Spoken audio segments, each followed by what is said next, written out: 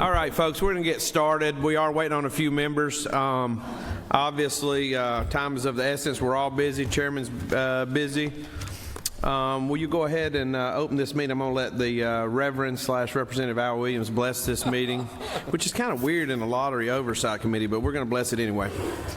You need forgiveness anyhow, Chairman. Let us pray. Almighty everlasting God, we thank you for this day. Thank you for it so far. Continue to bless us, keep us, remind us why we're here, and bless everyone that is in attendance. For it is in Christ's name we pray. Amen. And thank you, Representative Williams. Or you've got an official title, I believe, too, but I'll just call Representative Williams right now. I understand why Chairman Richard Smith had such a hard time. I've never seen so many buttons on a screen in my life. So we're going to start with House Bill 398. We are working off LC 365525S, a sub. Nope, I'm sorry, I lied to you. That's not the right bill. Good gosh. Sorry. Yep, sorry about that.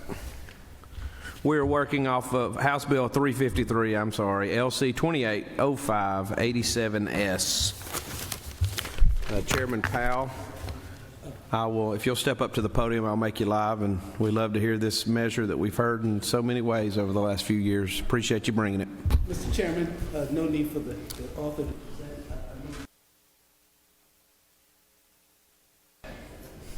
If I know the chairman, he probably wants to explain this one, so... Please, and I thank you, Mr. Chairman. And before I start, just as a footnote about lottery oversight and Al Williams praying, you are doing God's work about redistribution of the wealth. Ladies and gentlemen of the committee, I bring to you today House Bill 357 as a committee sub, LC 280587S. As y'all know, that this bill has reoccurred for the last several years, and because of the political forces of business and whatever that never did get over the finish line, not to belabor the point about going through the Senate committee at that time.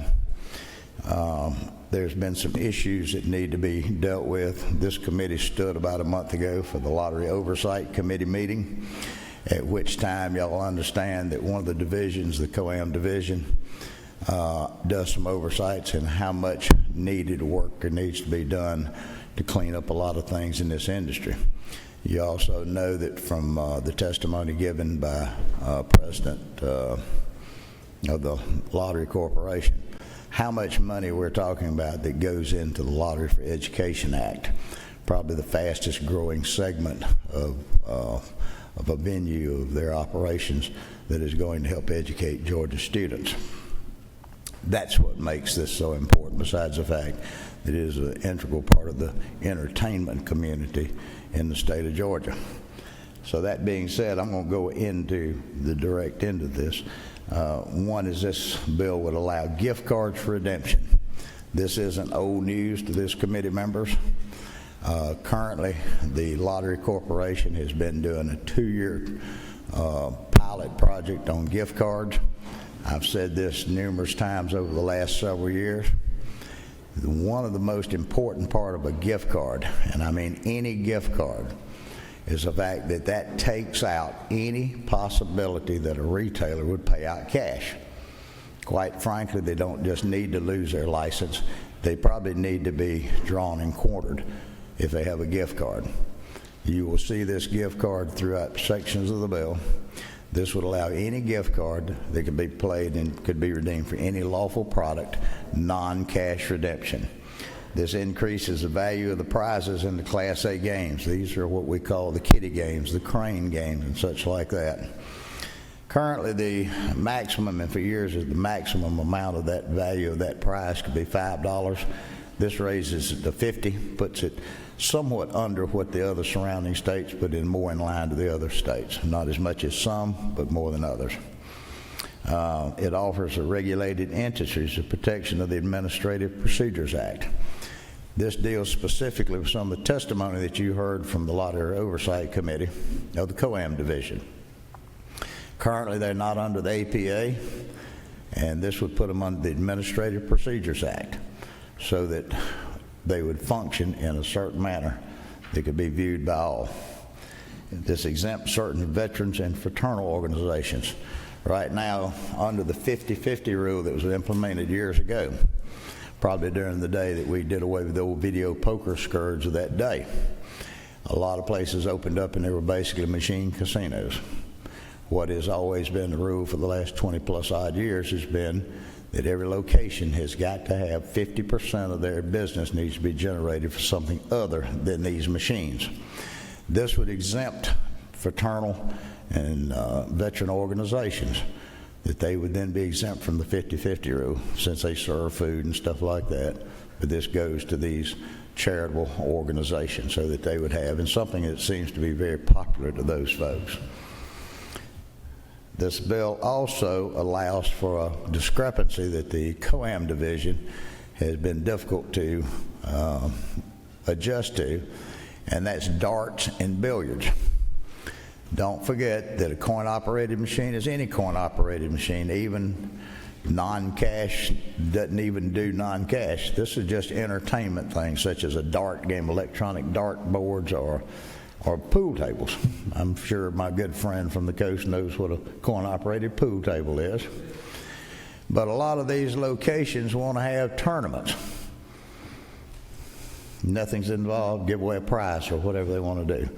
This specifies that these non-cash dart boards and pool tables, that they can use them for whatever they want to have a tournament or something like that, that they can then have tournaments.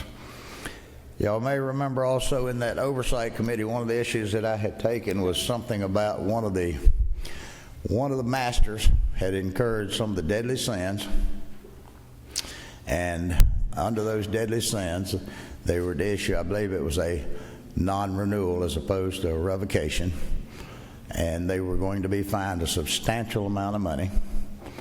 And because of the actions of the COAM division, they allowed them and signed the consent orders so that they could basically skate out and sell those proceeds of the assets of that company without paying a fine. This mandates that on any settlement that there will be a public auction will be held, so that they would ensure there's no signs of any impropriety or steerage in any way to any or all. This provides marketing, another inconsistency with the COAM division. When these masters put these machines, and we're not talking about cheap machines. We're talking about machines that cost thousands of dollars. These are the things, not just the old box machines, but the fish machines and the fancy things like that. But there's certain things that need to go along with them, like stools or chairs or whatever, the foam mats, any of those type of things. Even putting up signs on the walls to tell a player how to play these machines. Even to the point of making the biggest part, and that's to continue to say these are for non-cash redemption. That's the difference between gambling and an amusement game. Now, this would also say that there's a limited number of things that they can put in there, and they won't be violating any inducement by providing those other types of materials that go with the actual machines. Last but not least, it gets into frivolous litigation. We understand that in the marketplace, that the contracts between a master and a location, sometimes because of the threat of it or the sweet taste of the possible of an inducement, that some of these retailers may try to get out from under it. But we also understand in some cases under the current 9-month rule that some of these folks might go into litigation. If the litigation is deemed to be frivolous by the most loosest standards of law, then the loser would pay. That, ladies and gentlemen, is what this bill does. Be glad to answer questions on a section-by-section basis or anything else. Thank you so much, Chairman. I know there's probably not a member of this House that, let me turn the volume down, sorry, that knows COAM better than yourself. You've carried legislation to try to clean up the industry and confirm what we feel is a very good industry that's good for a lot of folks in Georgia. And so I appreciate you carrying the legislation. Member 4, I'm not sure, is that you? All right. So what's the exact title for you? How do I explain it's not Representative Mitchell. What's the chair? Soon to be governor. Soon to be Governor Billy Mitchell. I agree with the chair that the Chairman Powell has put a lot of work into this issue over the years. Being on this committee, I've become very, very familiar with what he's trying to do and what the industry is, and I think the industry is better off because of his involvement. So at the proper time, Mr. Chairman, I'd like to move due pass. Okay. That sounds good. Let's make sure we don't have any further questions. Do we have anybody signed up to speak? I don't even know if we talked about the sign up to speak piece. We do have a few folks signing up. If we can do that, I don't necessarily have to call on them, Jan. They can just, if we can do it in an orderly fashion and just line up on the wall, I think that'll be fine. You write down the bills on here, what you're... 353. All right. Jamie, if you want to come up real quick, and we'll take testimony, and then we'll follow back, let the chairman finish up, and then I may have a few questions as well.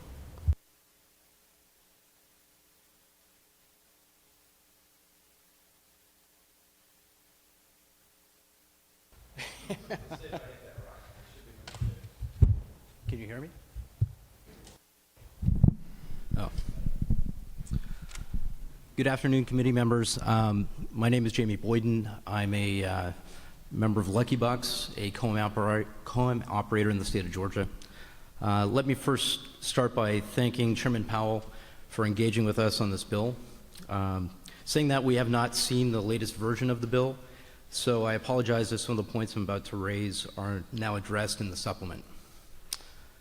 We have shared with you all this morning a memo which details comprehensive changes to the industry to address industry issues that have manifested themselves in a significant manner in the COAM operating landscape since the last session.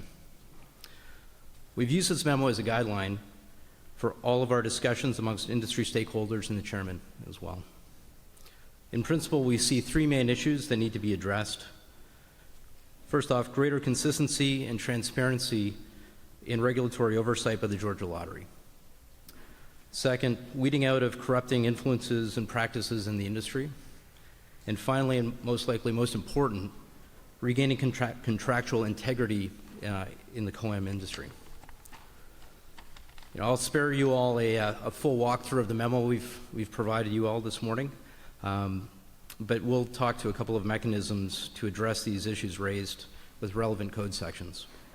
First off, we're proposing changes to OCGA 50-27-87 to increase enforceability of contracts, our location contracts between the master license holders and the locations. Second, additions to OCGA 16-12-35, dealing with unlawful gambling and making engagement in wrongful cash inducements a criminal penalty. Finally,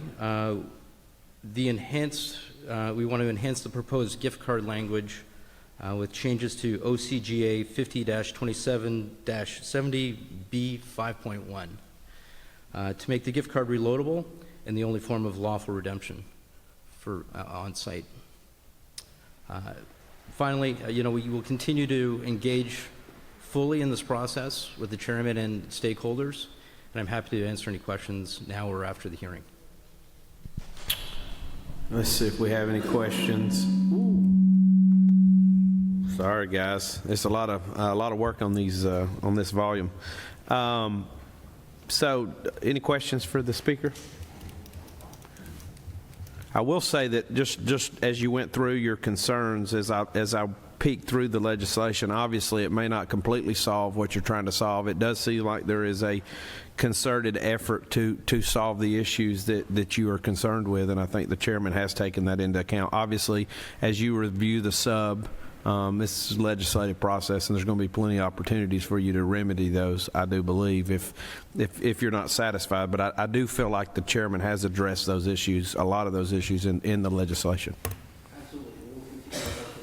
Perfect. Thank you.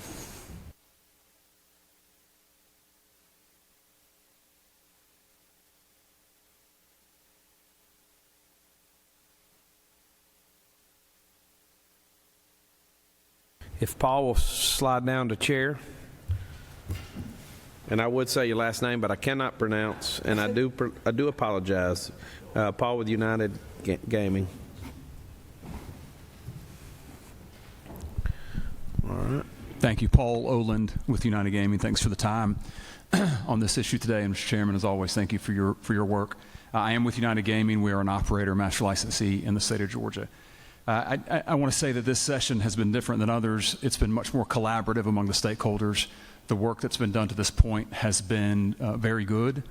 I trust that work will continue so that we can address some of the things that Mr. Boyden brought up and some of the things that we continue to talk about. But it's been a good process, been a collaborative process. We support the bill in its current form and would ask that you vote it out. I appreciate that. Any questions? Nope. Right here? Yep. And our dear friend, Mr. Les Snyder, if you'll slide up to the seat there. And if I watched rules every morning, I'd know who sits there, and I would call it their chair, but I haven't been watching. Forgive me. Thank you, Mr. Chairman. Les Schneider. I'm representing the Georgia Amusement Music Operators Association. Obviously, we also are very grateful to Representative Powell and all the stakeholders, no matter how many arguments we get into. At the end of the day, I think everybody has tried to work on this. Obviously, a key portion of this bill was taken out from when it was introduced because at this point, we don't have consensus or even close to consensus on that point. But I believe that the provisions that are in this bill are good. They're good for the industry. They do address certain abuses that have been going on, and it brings a lot of clarity for business people who are not lawyers who just want to operate by the rules of the road. So I too would like to see this bill pass this subcommittee, and we do pledge that we're going to sit down with everybody else on any other additions that will make it a stronger bill to help the industry, to help the lottery be able to do things better. But it has been it's one of those things where if you have 3 people, you seem to have 6 opinions. So we're in a situation where sometimes it gets very vocal and very cantankerous, but I do believe that we are working to the right goals. So we would ask for you to please pass this out, and then obviously we're committed, the association that I represent, to go over any additions that we think would make it stronger and get everybody else's view on it,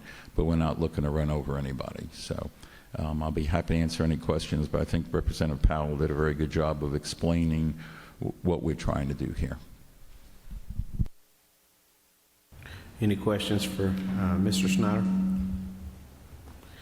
All right. As we sit, I just want to make a couple of comments real quick. I'll go back to the chairman for any closure, and then we'll be in the mood for a motion, I believe.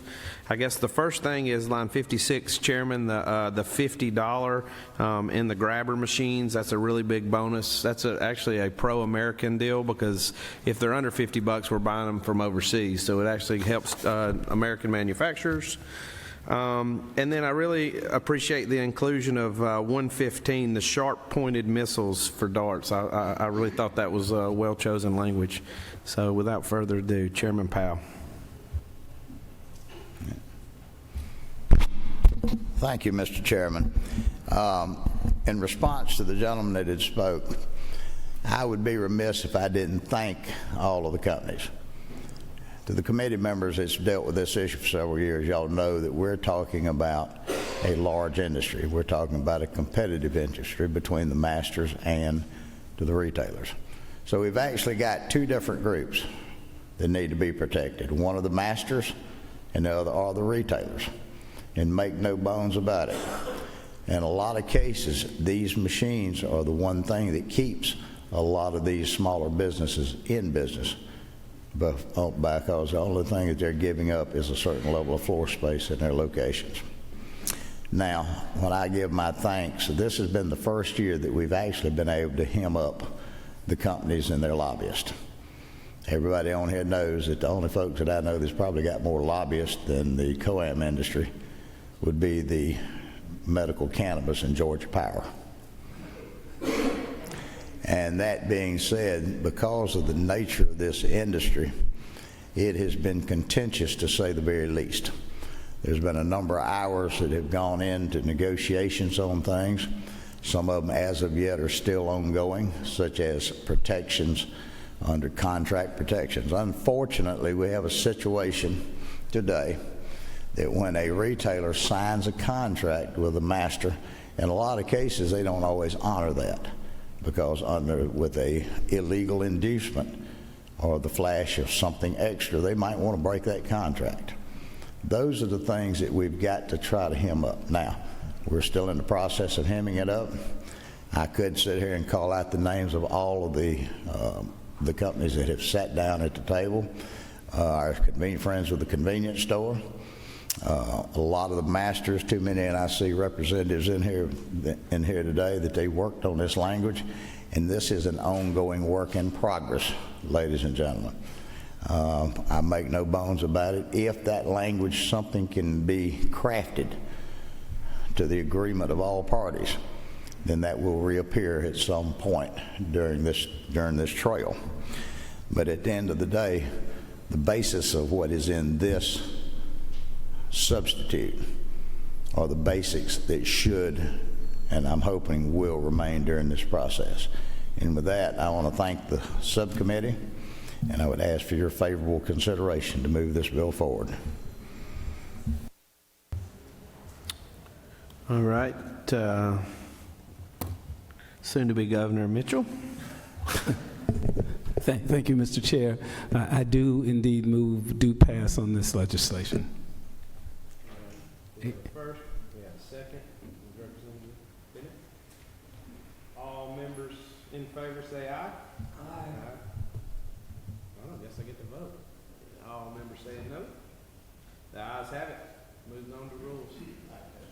Or no, it moves on to big committee. Well, you know, sometimes if little committee passes it, big committee agrees usually. I learned that. All right, let's go to the next bill here as I clear out my space. Got me right here. We're going to do this one here. 473. Yep. House Bill 473, Representative DeLoach, or Chairman DeLoach, if you'll come to the podium. All right, give me 1 second. Let me give you the LC number to make sure we're on the same page. That would be 472233. There exists in this state a few counties and very few where the state of Georgia owns a very large amount of land. That land is off of the tax digest. In one county in particular, that being McIntosh, the state of Georgia owns over 66,000 acres. That's not swampland, that's not timberland, that's beachfront, riverfront, marshfront, land that's in any other county that is developed is just millions and millions of dollars, and that's what's off the tax digest in McIntosh County. The result of that is it's actually very difficult to operate a county government, a school system, or do any of the additional things in these counties that any enhancements that would attract industry or attract folks to want to live there. In McIntosh County, we lost population in the last census. McIntosh County is the only county on the east coast of the United States that lost population in the last 10 years. There have been efforts by the General Assembly over the years, starting as far back as 1963, to somehow compensate counties that lost an awful lot of revenue from state or public ownership of lands.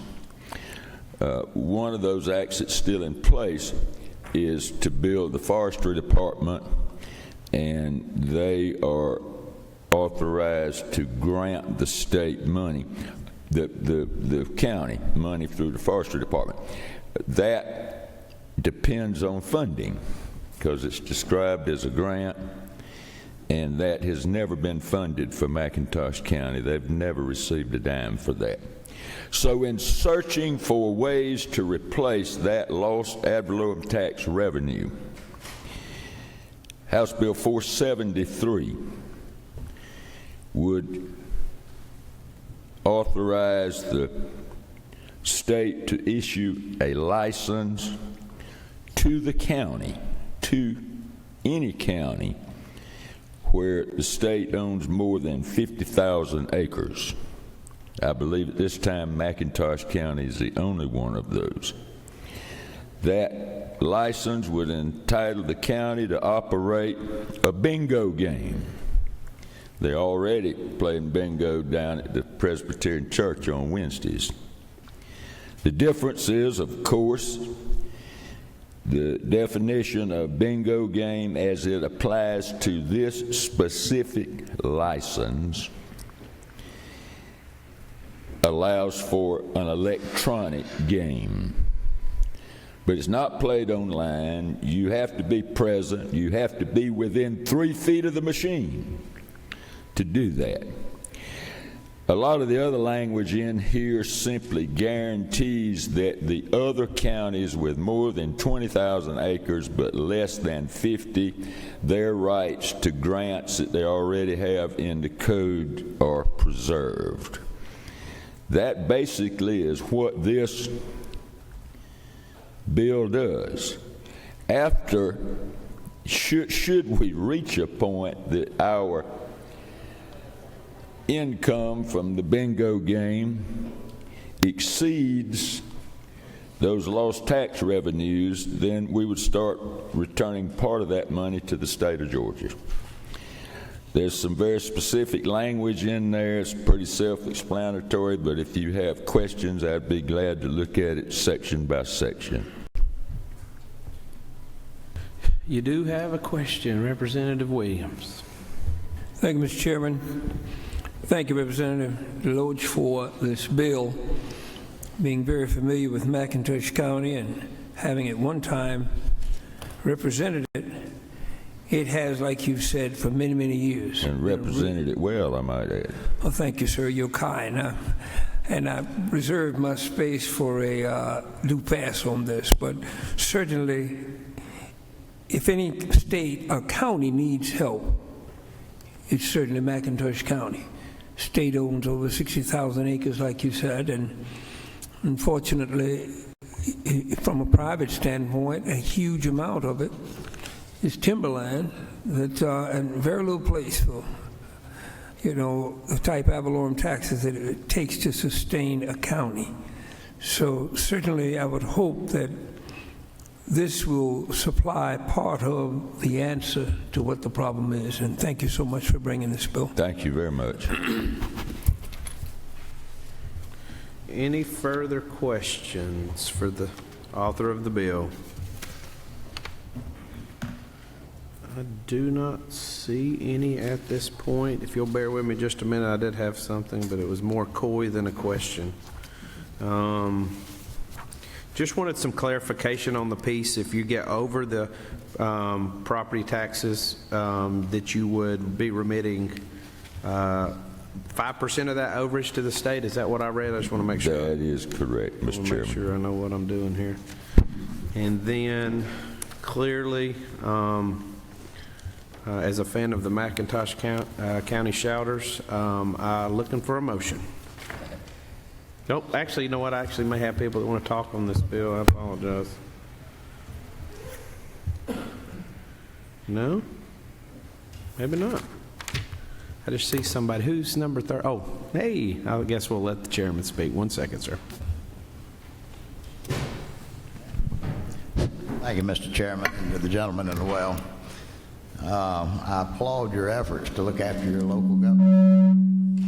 I applaud your efforts to look after your local government. And let me critique a few of the comments I have here. And one is that for the question that may arise in people's minds about bingo.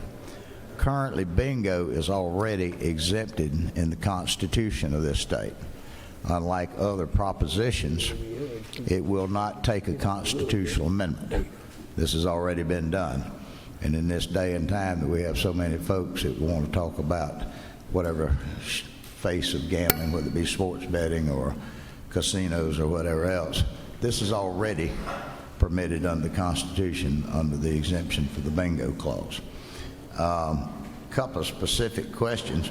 How many counties do you know that have 50,000 acres basically of a taxable wasteland that they aren't drawing anything against the services in the state? I believe McIntosh County is the only one, and I might add, not only do they own that, the county gets absolutely no economic benefit from the state ownership. It's not like the state owns a convention center or something like that they get any economic benefit from.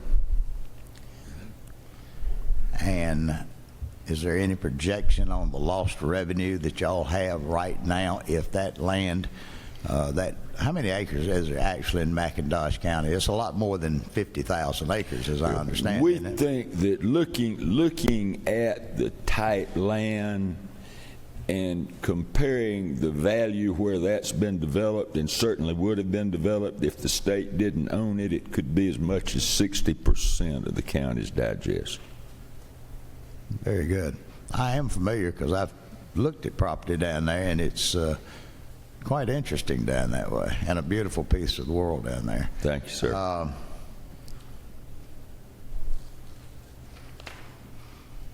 had a couple other questions, but it must not have been too important because I think that this is a pretty well put together bill, and this would be strictly for the benefit, wouldn't it?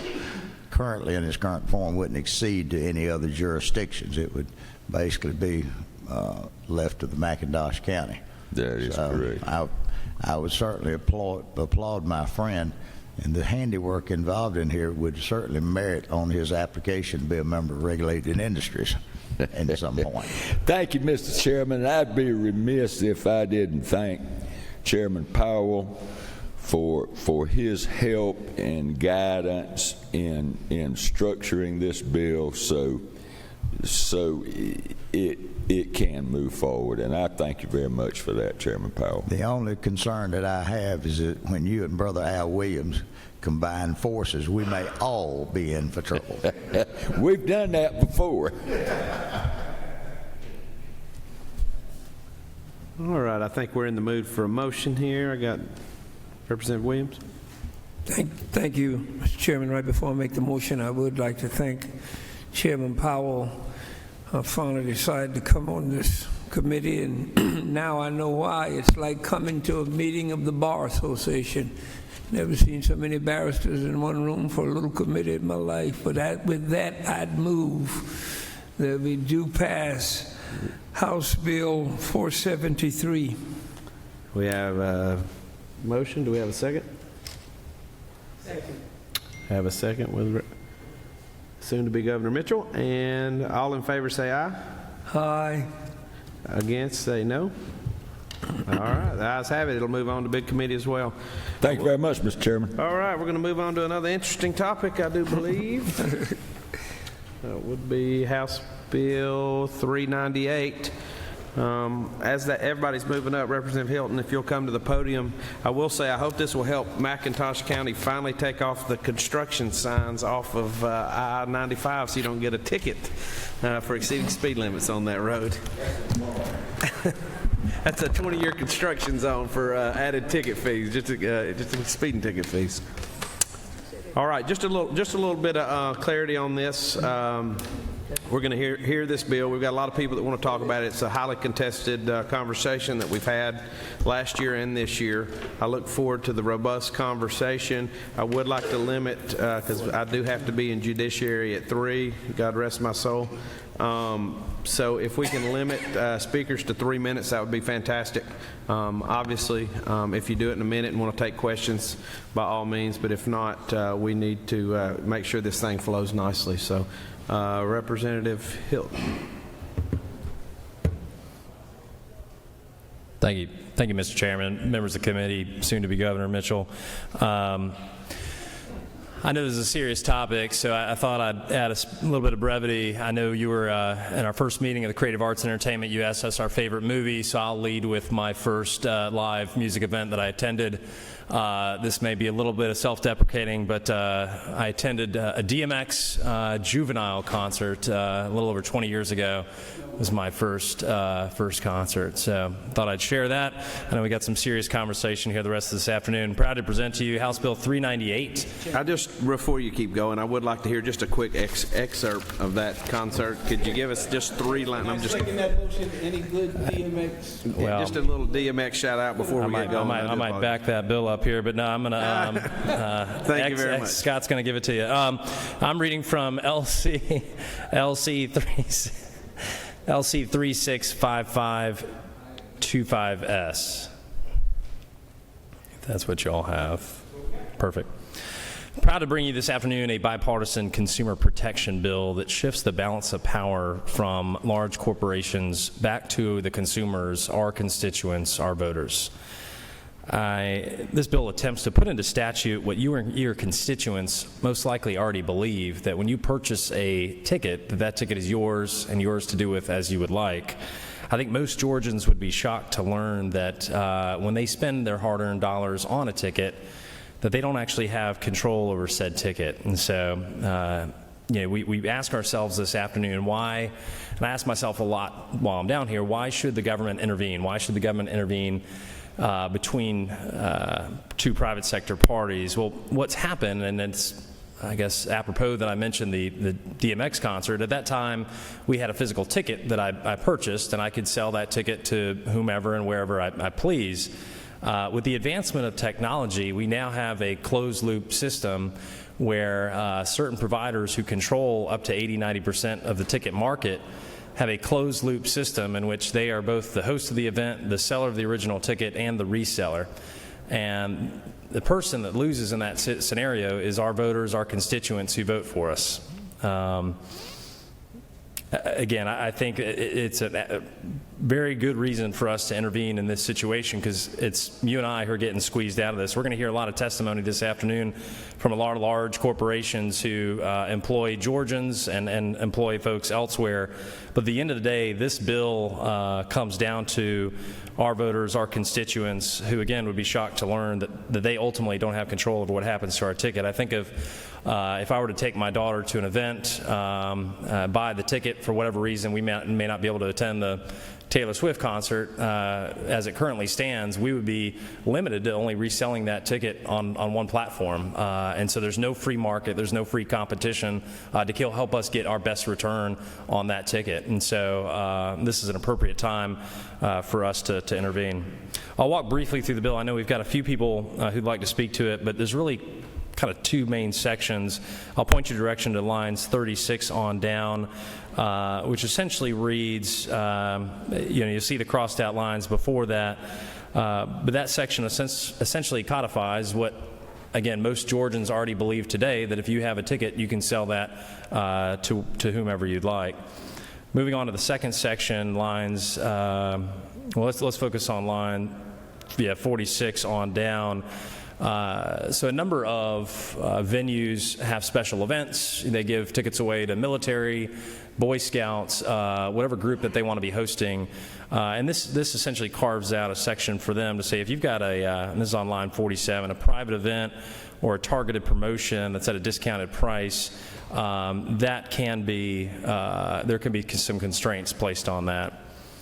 Line 45, which may receive some discussion today, it tries to address the issue of bots, these large technology entities that try to swoop up large amounts of tickets. So that tries to address that issue. That is already addressed at a federal level. It is you're not allowed to do that, and you can seek remedy at a federal level there.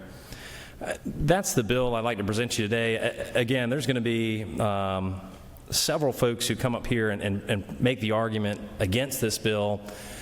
I would encourage you to ask the question, it seems kind of having it both ways. If you can currently transfer, why can't you transfer across all platforms? The folks may come up and speak against the bill who are currently some of the largest ticket transfer entities in the nation.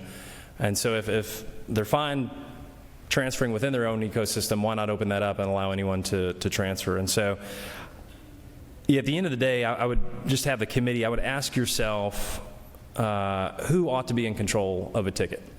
When you spend your hard-earned dollars on a ticket, should it be our constituents, the consumer, or should it be large corporations? And if you believe that you, the consumer, who have spent your hard-earned money on that asset, if you should be in control of that ticket, this bill is for you. If you believe large corporations own that ticket, not you, then I would encourage you to vote no. I'll yield for questions.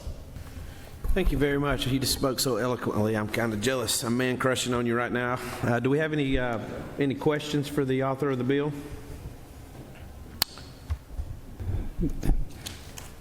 Mr. Chairman, I agree with you. I think that the author of this bill has spoken so eloquently on it. I do have an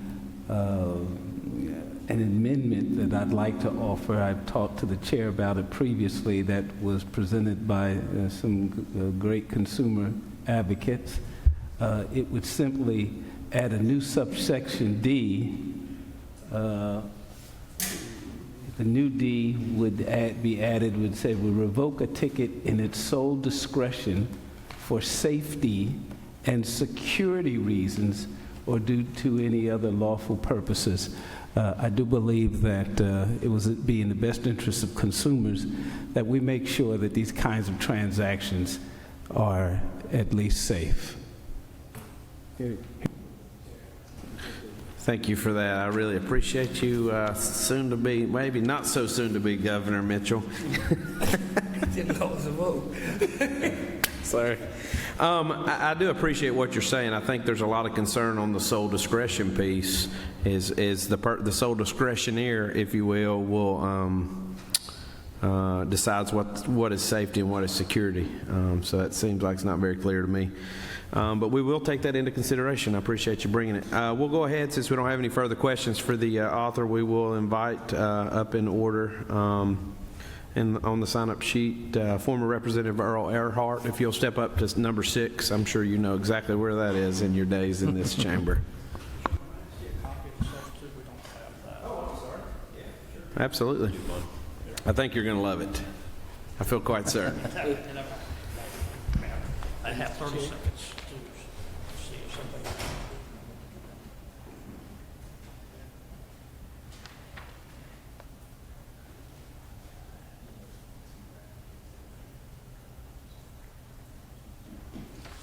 Thank you very much.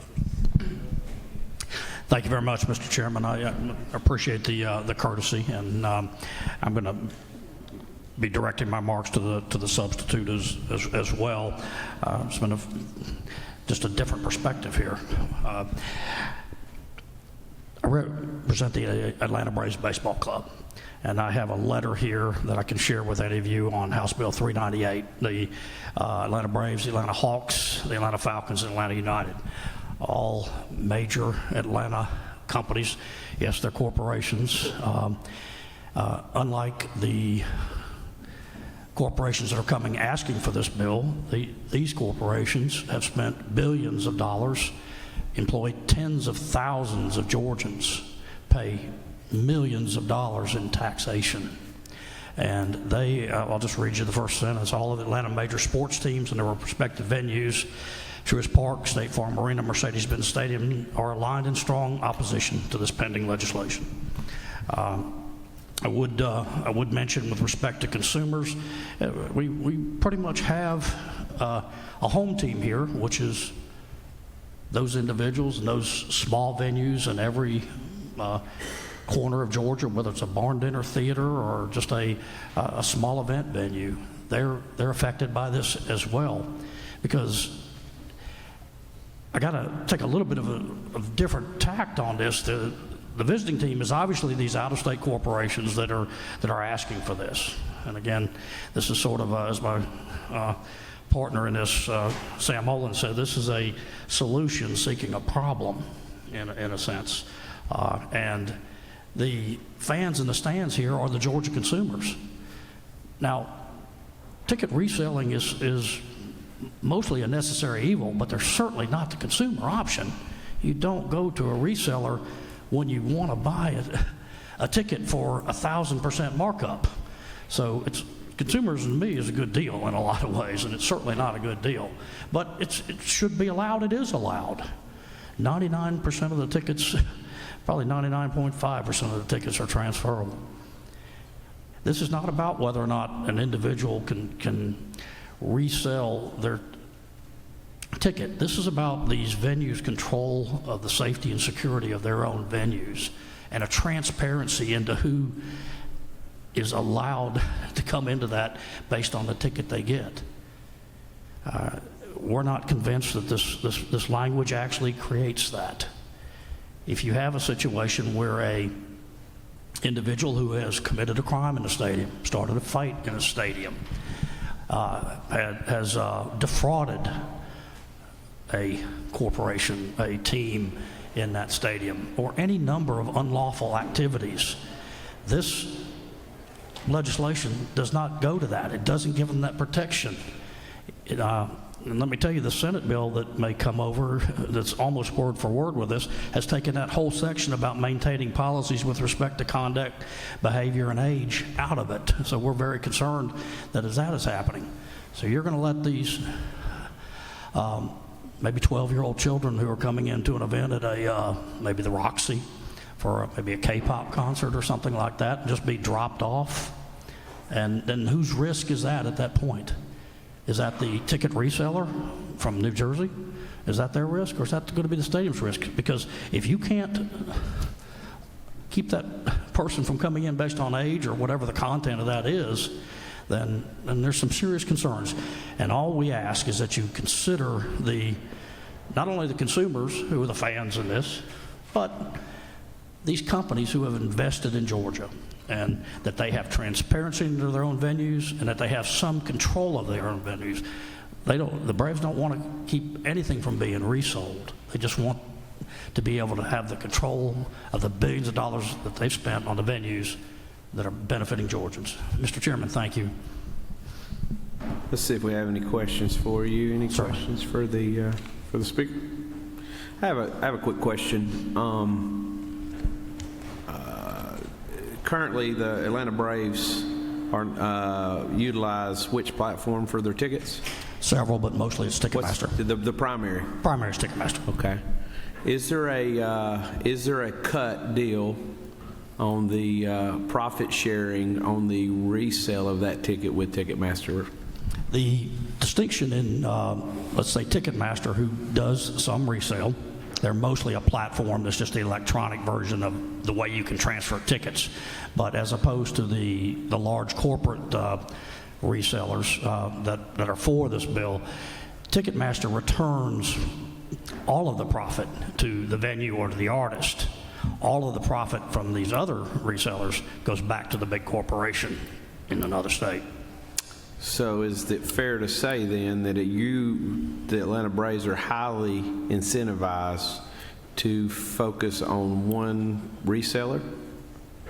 They're not incentivized on the resale market really in any way. This is really not about Ticketmaster. This is about whether or not they have the control of the safety and security in their own venues. Because you can still, nobody is arguing you shouldn't be able to have a reseller do this. I mean, the Braves have deals with both StubHub and SeatGeek and all of these. Resellers are a part of the market now, but the Ticketmaster is also a reseller. Yeah, fair enough. Get Representative or Chairman Alan Powell. Thank you, Mr. Chairman. To my dear friend, for the sake of conversation to help enlighten some of the members, and I'm going to preface what I want to say up front, I'm not sure whether I'm for or against this bill. But I want you to walk through the process right now, if you would, and that would give the professional sports teams and how they distribute their tickets, and through the process of secondary sales and such, and how an individual, because I think at the heart of the author's bill is about people's rights. Now, we live in a small world that things change. Thankfully, you reminded me that back during the 90s that you were an ally of mine when I passed a ticket brokering bill 4 times.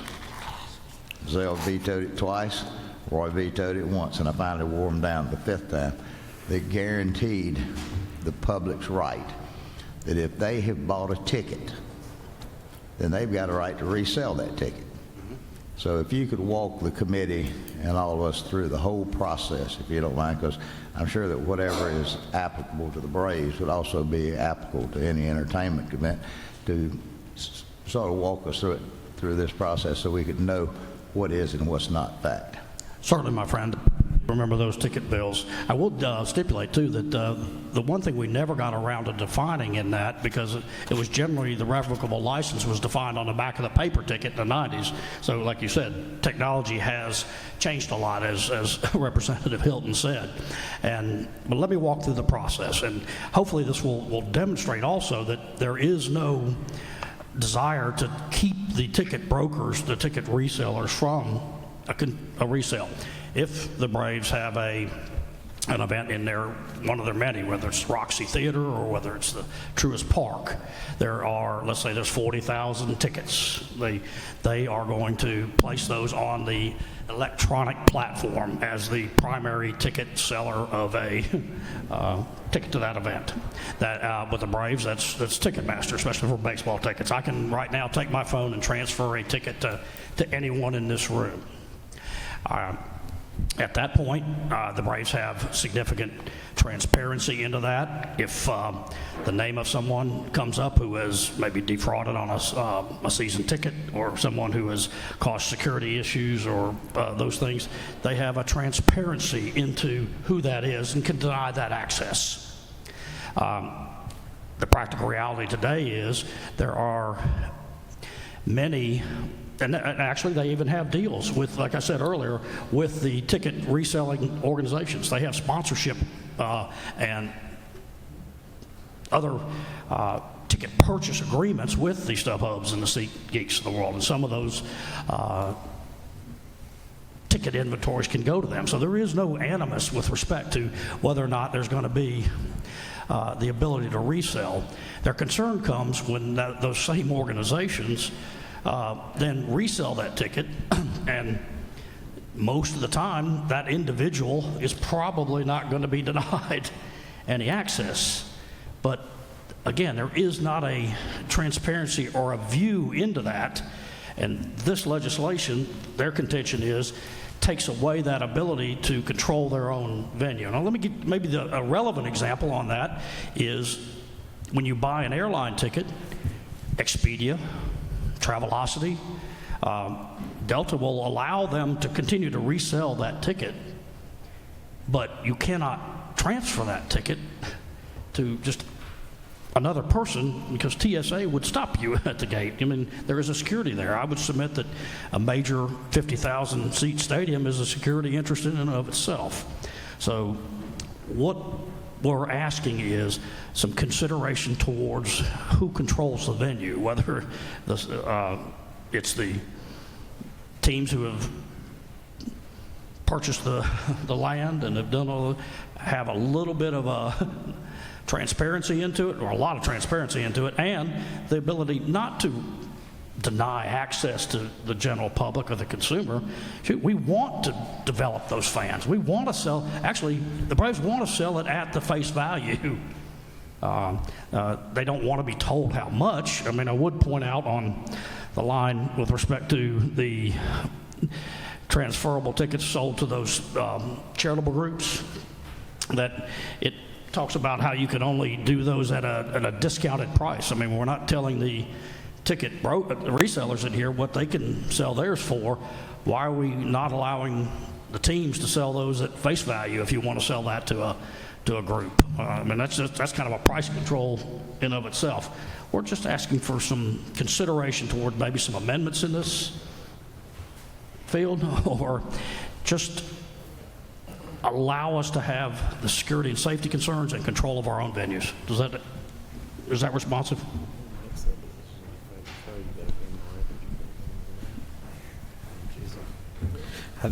Any more questions for the speaker? All right. Thank you so much. Thank you, Mr. Chairman. All righty. Moving on down the list. Mr. Sam Oleans, I believe, with the Atlanta Falcons. If you'll come on down. Same seat would be great.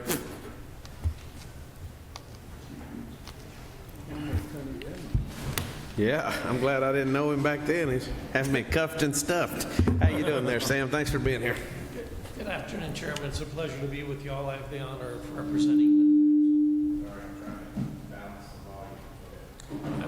representing the Falcons and the United.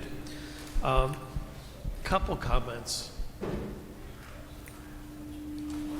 When I look at this committee, I think I'm pretty safe to say that some of you like older music like I do. And when I go to and from work, I listen to SXM. And every couple months they change from an old-time famous artist and, you know, all of their music. So I grew up with Elton John. I grew up with Billy Joel. I can't really talk much about the popular music now. I know the music then. So in one of the interviews with Billy Joel on the station, he specifically says that he requires, and I don't represent Billy Joel, I'm just repeating what happened on the program. Thank you. He said, look, we have a fan club for those folks that have been with me for years and years and years. And I got really tired of seeing that my fans weren't in the first couple rows. And that people were spending thousands and thousands of dollars to sell those seats to my fans that were in those first couple rows. So I'm requiring that my fans have access to those seats, that they buy them direct and they don't pay all that extra money. If there's a talent that wants to come in Atlanta with this bill, Birmingham and Nashville look really good because Atlanta doesn't provide what they want. And I think that's a real issue. People are coming to see the talent. If the talent, for instance, wants their fans up front, out-of-state corporations shouldn't dictate who has those tickets. Right now, the Atlanta Falcons, the United, you want to transfer your ticket? Go for it. You want to transfer to StubHub? Go for it. You want to transfer to Ticketmaster? Go for it. You want to go to SeatGeek? Go for it. If one of the desires of the sponsor is that it be available on multiple platforms, write a bill that does that. The Falcons have no issue. The United have no issue. They let it transfer to other platforms right now. The sponsor made a comment that caught my attention. He said, if the consumer wants the, I think the quote was, our best return. Well, that's scalping. I mean, that's not pro-consumer. That's pro-scalpers. That's pro-out-of-state companies. If I buy a ticket and some of my family members are ill or something, the whole idea that they can make thousands of dollars on that seat, I frankly find offensive. I'm all for free market, but I'm also for the consumer. So I find it awkward to tell me that the bill is pro-consumer when the bill is pro-scalper in that regard. I mean, no disservice to the sponsor, no disrespect to the sponsor, but call me foolish. I actually want the consumer to get the ticket as cheaply as possible. That's the opposite of what these bills do. It's not pro-consumer.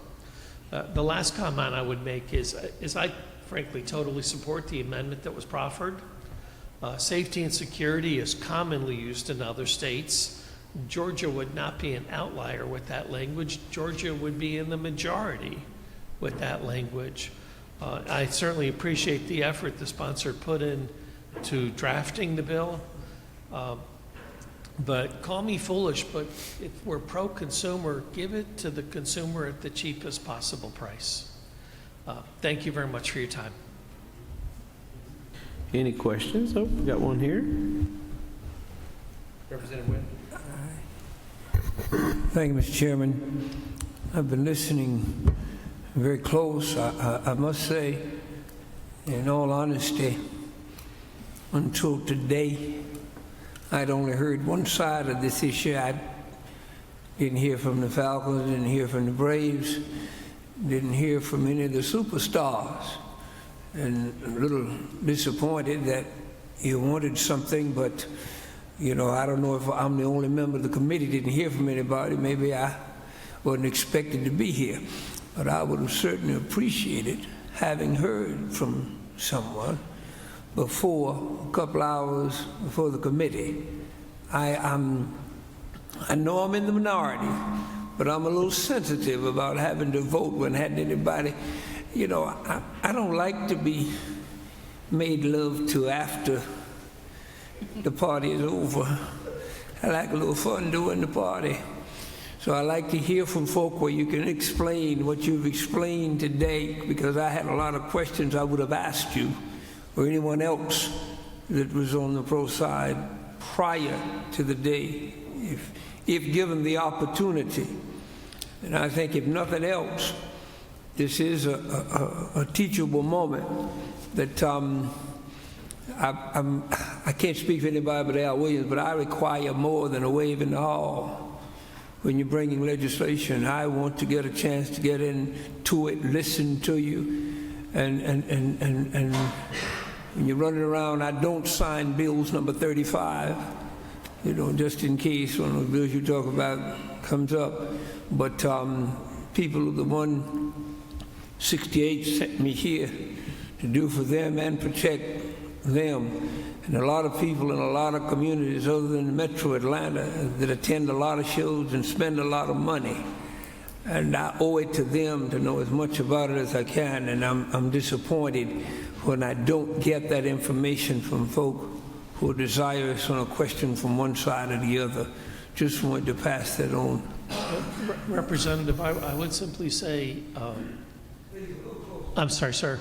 I would simply say, I appreciate your comments, clearly, Representative. I would simply say that we didn't have much notice that this bill was going to be moving and before this committee also.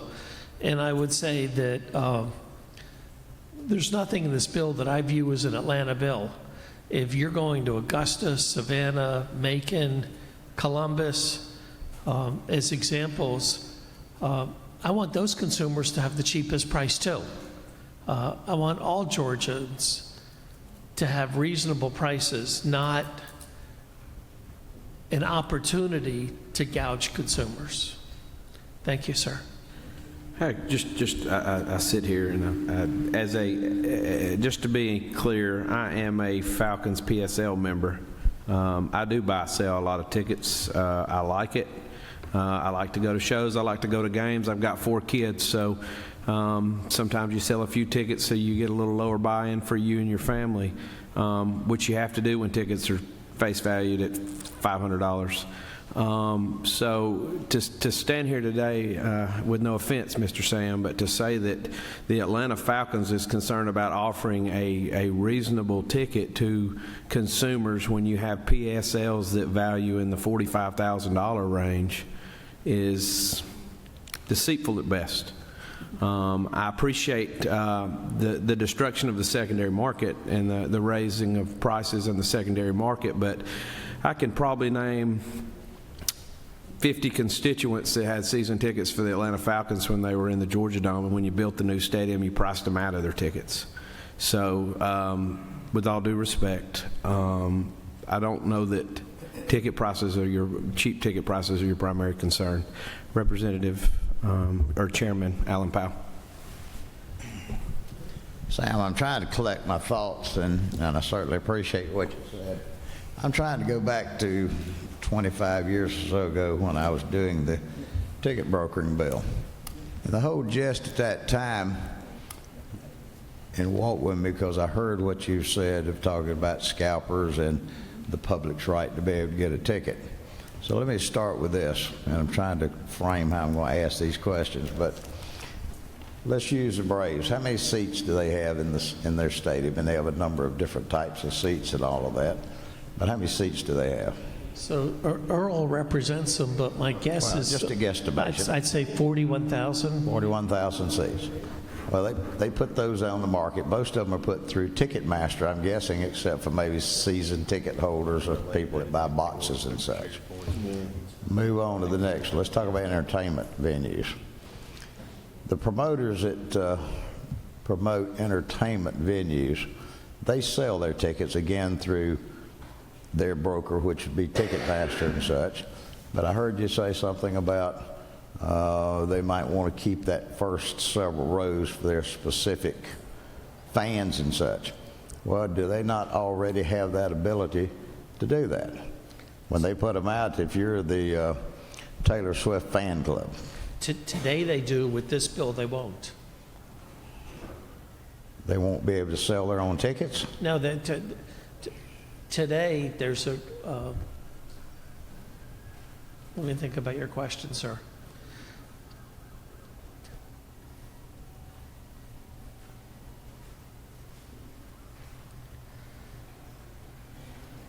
I believe you're correct that,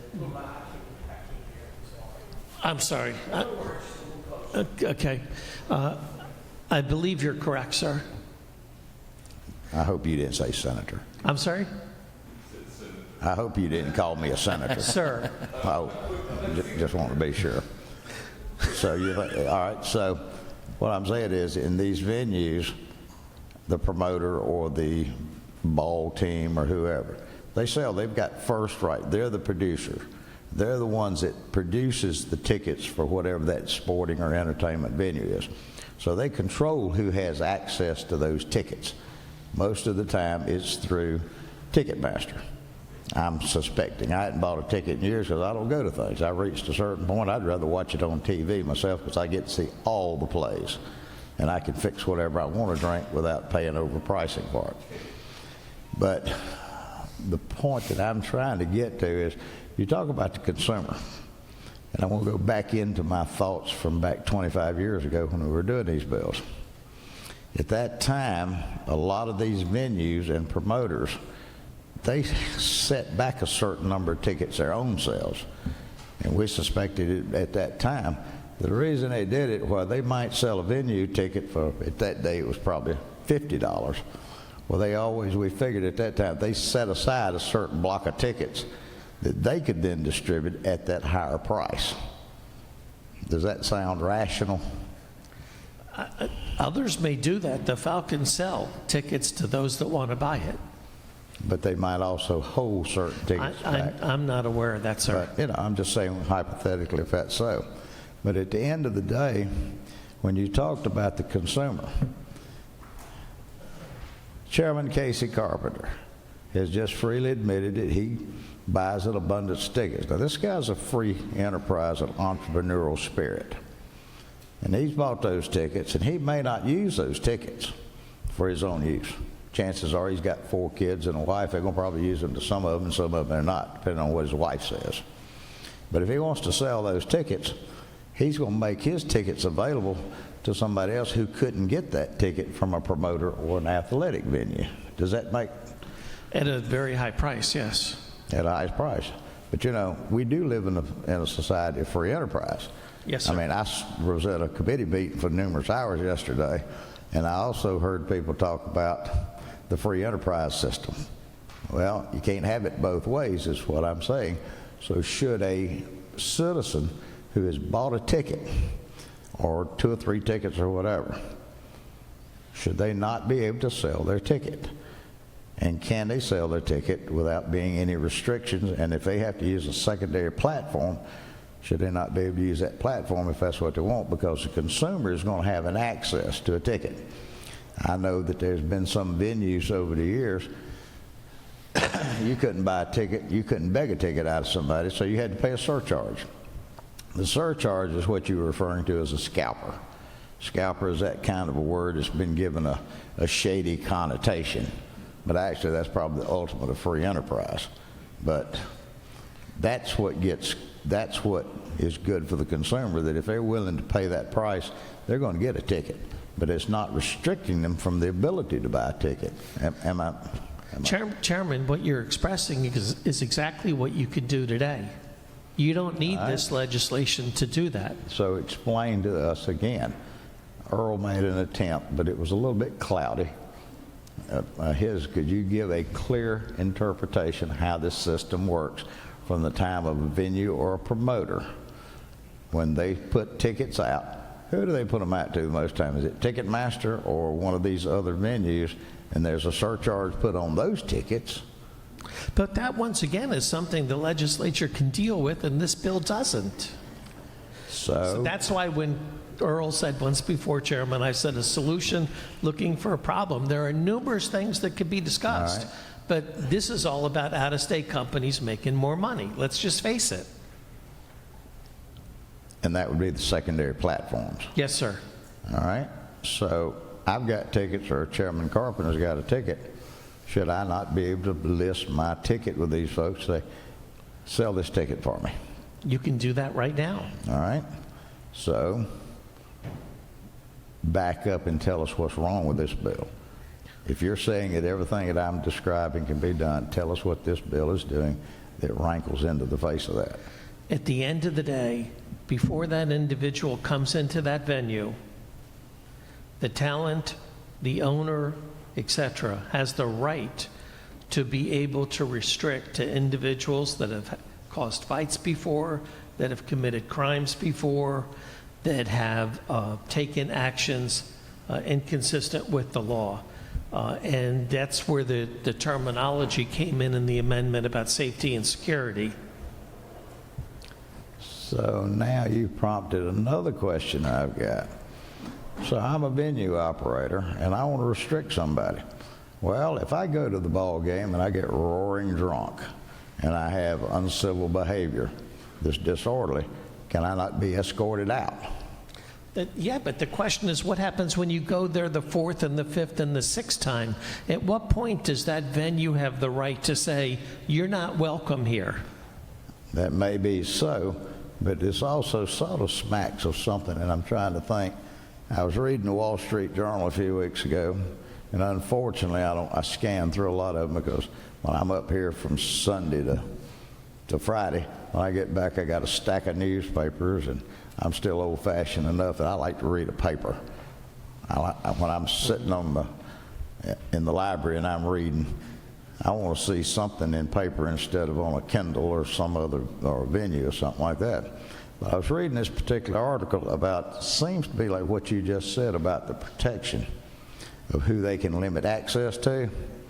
Was it, and I'm thinking it was Madison Square Garden, that took a picture of every attorney with a lawsuit, with the law firm that had filed suit against Madison Square Garden, and posted it so they would be banned from coming into their venue. And that, now, not that I think that banning attorneys from certain venues is a bad thing. yeah, why did I not think that was coming?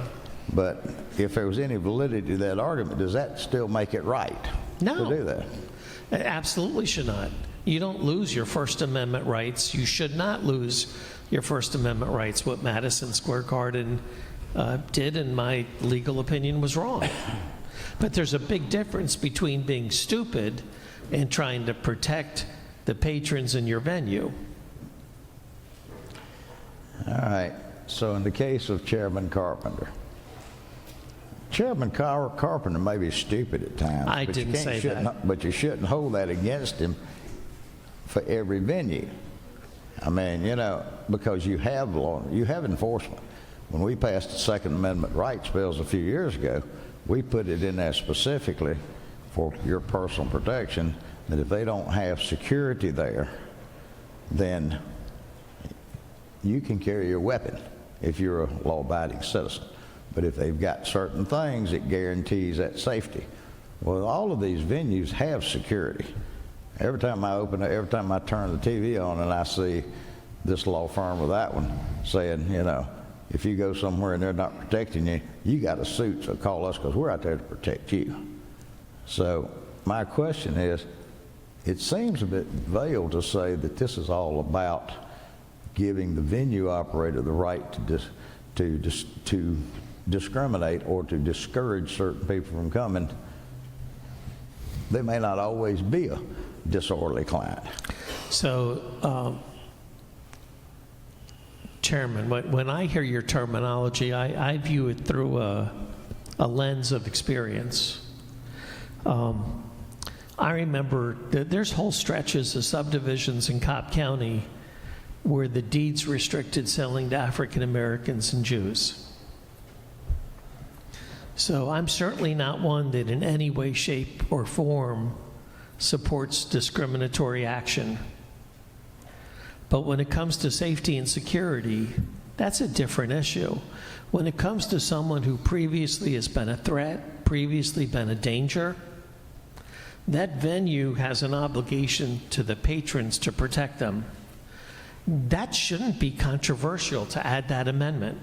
That should be a no-brainer, in my opinion, to do that. I think the point I'm making, though, Sam, is that in that these venues that make a lot of money, they have security. And somebody that misbehaves or somebody's a threat, I mean, they do, you know, they go through metal detectors. You know, I went to some event that Chairman Carpenter sponsored back in the fall. Some guy that I'd never heard this particular country music singer, didn't sound like country to me. But, you know, it took forever to get into Mercedes Stadium. I mean, my data that night, she had a pocketbook, and they wouldn't even let her bring her pocketbook in. She had to go back March or wherever to put this pocketbook up because it was a pocketbook. They had pretty good security. These people have security. But to me, it's kind of disingenuous to say that this whole issue is about security. So it's got to be about something. Generally, when something is a veiled issue that's being made, something that tells me there's something else behind it. That's what I'm trying to ferret out. What else is behind it? Well, that's what I'd like. It may be a better question, Chairman, to different entities than the Falcons and the United. I mean, for instance, you brought up lawyers. Let's talk about lawyers. If someone is assaulted at a Falcons game and the patron sues the Falcons as a result of that assault, because you know they're not going to sue the person that caused the damage, they're going to go for dollars, right? And if it ends up that they 4 times previously were in the stadium and 4 times previously injured a patron, I know which attorneys are going to be part of that lawsuit against the Falcons. So it's a liability concern to the Falcons, to the United. And I frankly find it concerning that you don't believe they have a right to protect their patrons. Didn't say they don't have a right. They also have the resources.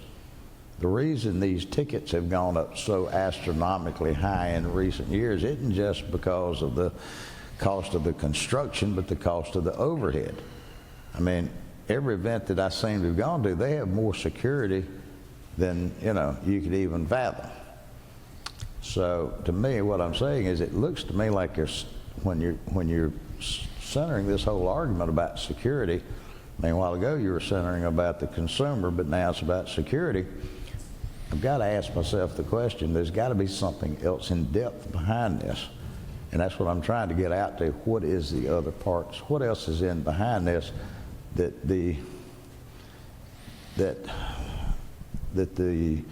promoters and the such, what are they trying to stop? I know there's another bill that was put in that got my attention rapidly about saying, defining that a ticket is a license, that I have no rights. Well, if I put my money down to buy a ticket or a pass or whatever, it looks like I should have certain rights because I've just bought something. I should have some rights to it, so shouldn't I be able to resell it? So that's what I'm trying to get to. Yeah, I think the problem, Mr. Chairman, is I'm representing the Falcons and the United. I'm answering for my clients. You might want to ask questions of other parties. The Falcons and United are Mercedes-Benz Stadium. They try and put the best product on the field. They pay for a lot of security. You're 100% correct. Why do they do that? They do that to protect themselves in part from litigation. And without an amendment such as safety and security, you're in fact making it more likely they're going to have more litigation. So you're saying that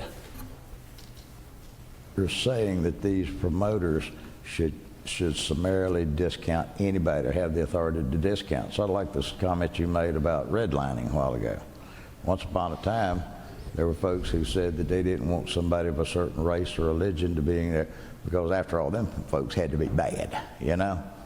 But some of us took the opinion when people asked me once about where I lived, how would I feel if somebody of a certain race or religion moved into me? Well, my comment was, well, hell, if they can afford where I live, they got to be pretty darn good folks. So, I mean, that's the point I'm trying to get. It seems to me like this is a move toward a discriminatory process to say we want to have the right to basically bar anybody that we deem. And I don't know that we can do that or not. Or can we? I guess it's up to the actions of the General Assembly. Sorry, I hate to speed along. I'm going to hit Chairman. Because, I've been saying the same thing over and over. Yeah, I got you. I just want to let Chairman Jaspers have a bite at the apple, and then we're going to speed this thing up just a hair. Go ahead, sir. Well, thank you, Mr. Chairman. Sorry I was a little late, had my transportation meeting, but, Sam just got, you're trying to find bad players, and I've kind of written this down so it makes sense, I hope. And, isn't there now a court remedy for that bad player that's in Mercedes-Benz at a Falcons game who does cause this fight?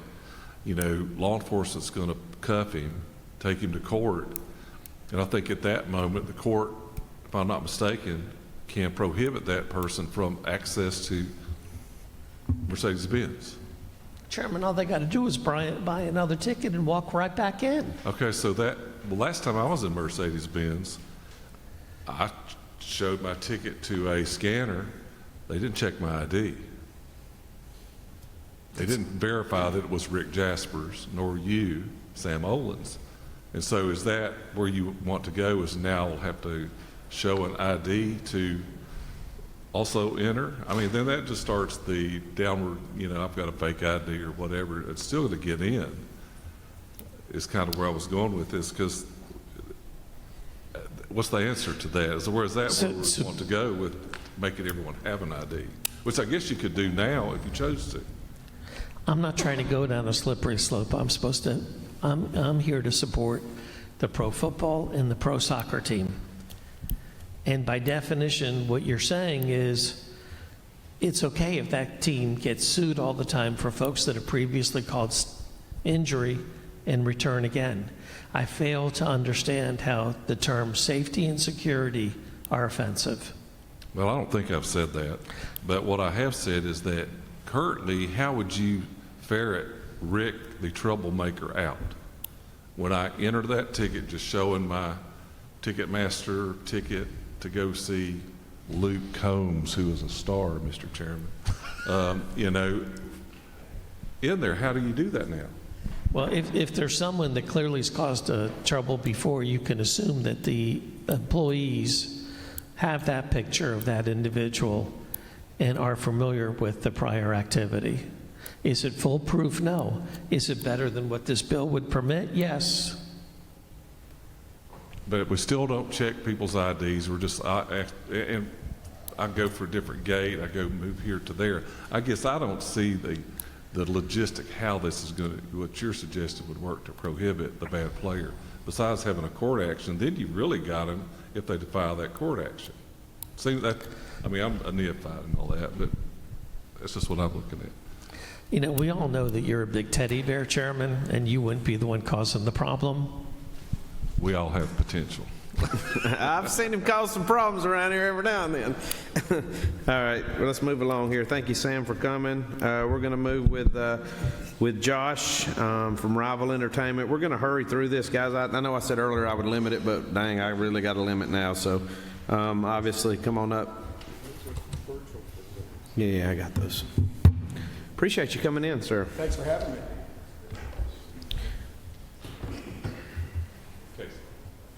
Yep. I'm sorry, let me turn you off. All right. Go ahead, sir. You should be ready. Mr. Chairman and committee members, thank you for the opportunity to speak with you today. My name is Josh Antonucci. I'm an owner of Rival Entertainment, founded 20 years ago here in Atlanta as a concert promoter and venue operator. Since inception, we've operated the iconic Center Stage Theater in Midtown and 2 smaller stages in the same building. We are a fiercely independent small business and have no affiliation nor a dollar of investment from Live Nation, Ticketmaster, or any of the other influential businesses that commonly participate in these discussions. I'm also an active member of the National Independent Venue Association, or NIVA for short. Our organization was largely responsible for the creation of the Shuttered Venue Operators Grant that helped save the existence of independently owned operated venues during the pandemic shutdown. Over 30 independent Georgia music venues, from Brunswick to LaGrange, Tybee Island to Woodstock, Savannah to Alpharetta, and right here in Atlanta, survived the pandemic because of this program. And many more Georgia entities, from zoos to museums and movie theaters, joined our fight, and we're here today as a result. As a recently enlisted industry advisor to the Georgia Music Partners, I learned about this bill about a week ago. My first instinct was utter confusion. My second was that I needed to get involved immediately, because this bill is bad for my business, it's bad for my customers, and it's bad for the artists whose musical, comedic, and dramatic performances we produce. In my few minutes here, I'd like to ensure that each of you has a grasp on how the concert promotion business works. Each performance begins with 3 financially invested parties: the artist, a promoter, and a venue. The artist provides the content. The promoter invests in the artist by providing a financial guarantee for the opportunity to promote and produce the performance. And the venue provides the facility, staff, infrastructure, and safety for all of us to gather with a public audience to experience the craft of the artist. The point of touring and performing live shows is for an artist to get direct engagement with their fans, and more importantly, for their fans to experience the unparalleled experience of a live performance by their favorite artists. The artist sets the ticket prices. The artist sets the ticket prices, and in doing so, considers their fans' cost tolerance, the financial exposure that the artist incurs by taking the band and crew on the road, and of course, their own earning potential. The promoter then applies that pricing to the capacity of the venue and makes a financial commitment to the artist. The venue provides itself to the promoter at a base rental rate and cost of labor.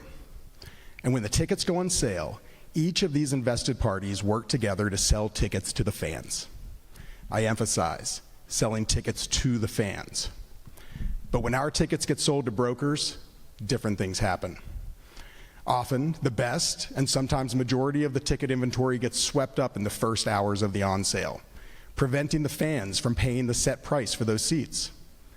Instead, when fans are looking for premium seats, the ticket's found not on the primary ticketer sites, but by a broker who used technology to beat the consumer to the punch and is now offering the same tickets for amounts ranging from 50% to multiples over the face value of that ticket just hours ago. This is terrible for fans. These brokers are highly capitalized, high-tech platforms that are built to beat the fans through the purchase process and then automatically monitor the secondary market to ensure that their inventory is priced competitively to fans who may be selling their own tickets. So again, this is terrible for the fans, because if they've purchased a ticket that they can no longer use, they are competing with high tech in order to find a buyer.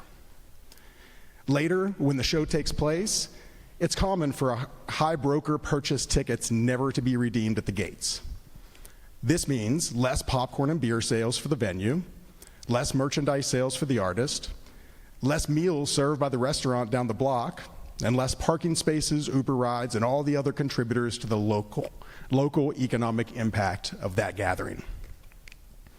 In summary, when the brokers buy the tickets, less fans experience the artists, promoters and venues lose out on ancillary income that is necessary to support the increasing costs of producing concerts and operating facilities, and the local community misses out on economic impact opportunity. Lose, lose, lose. So who wins? The brokers, who have not invested a penny into the existence of the performance itself, yet capitalize on the technological inferiority of the consumer.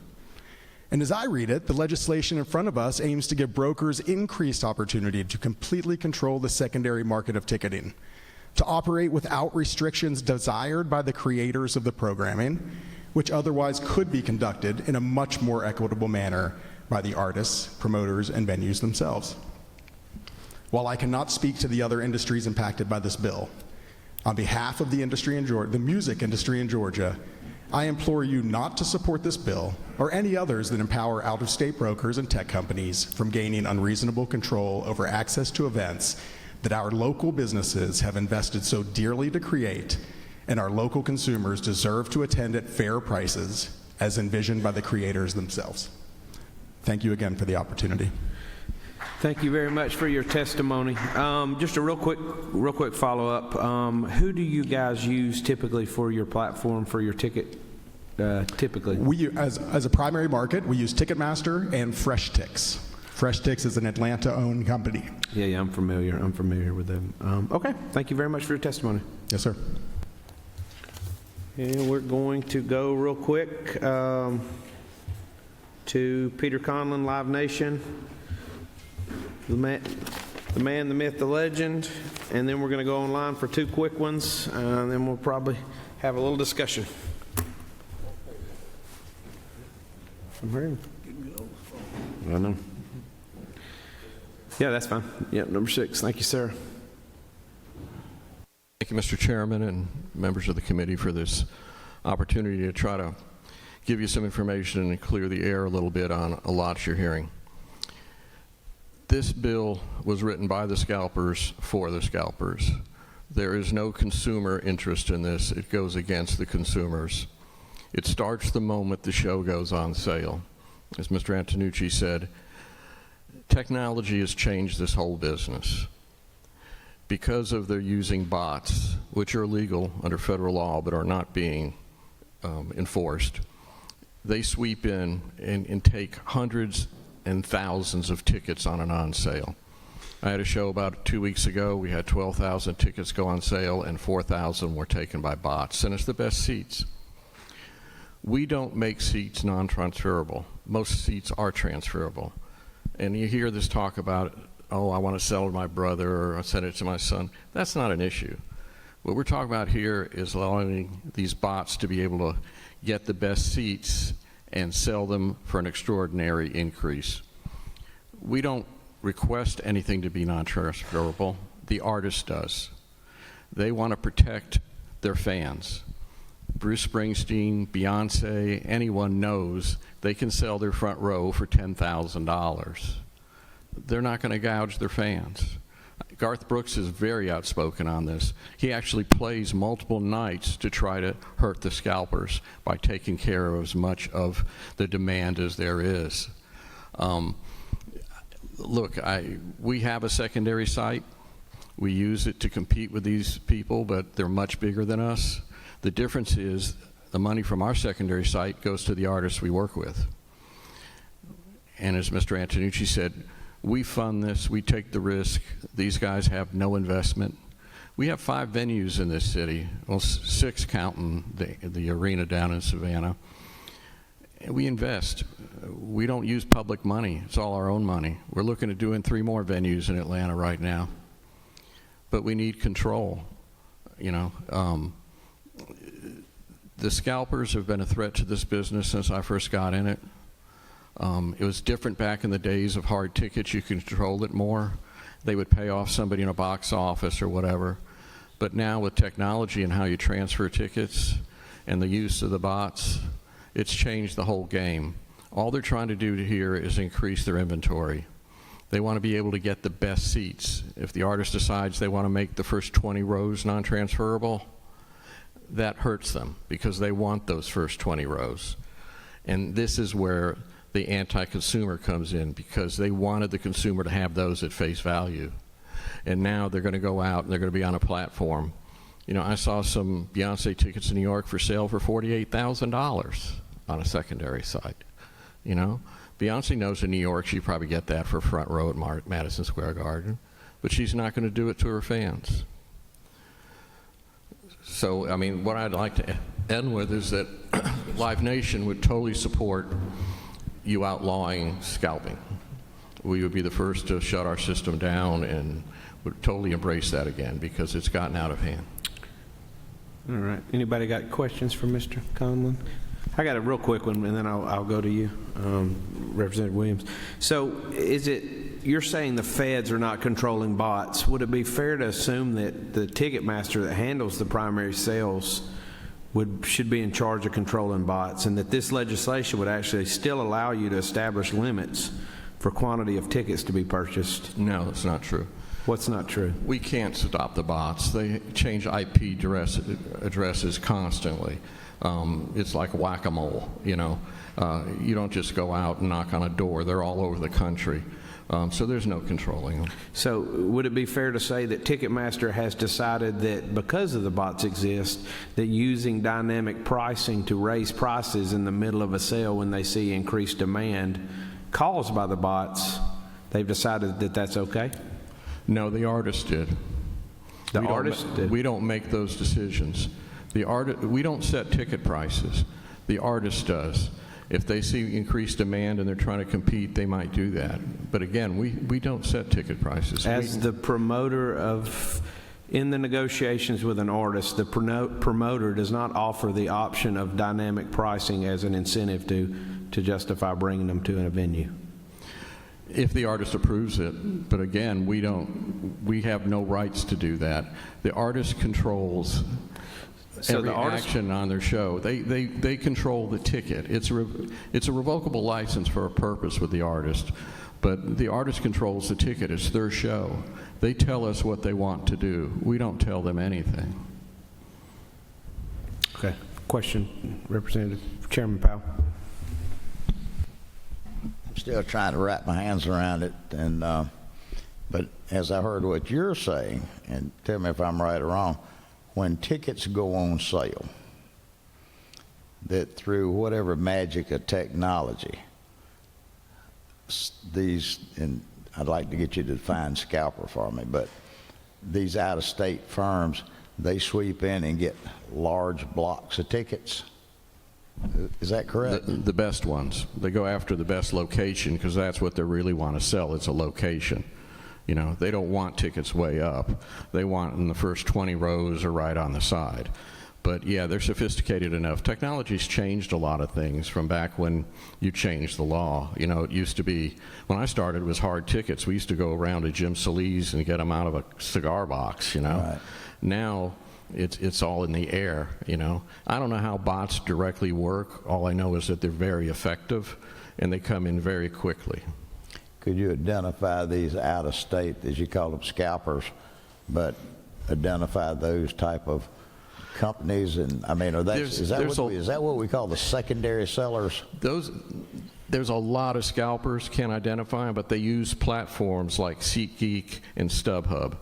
Live Nation won't sell scalp tickets. Individuals will sell, but we're not going to take them from somebody who got 20 tickets somewhere. We know they're a scalper. But SeatGeek and StubHub welcome them, and they have deals with them. And there's no way of controlling this technology. Do y'all sell through, say, these entertainment, do y'all sell through Ticketmaster or through some other source, some other electronic source? We own Ticketmaster. Y'all own Ticketmaster? Yes. So, and it's got to have a lot of technology, so can y'all not control the number of tickets and to who y'all sell to? No. We try to. We can say 10 tickets, but the bots will go 10, 10, 10, 10, 10. It's technology. No one's developed any anti-bot technology that I've seen yet, and I think that's why the federal government's reluctant to try to enforce it.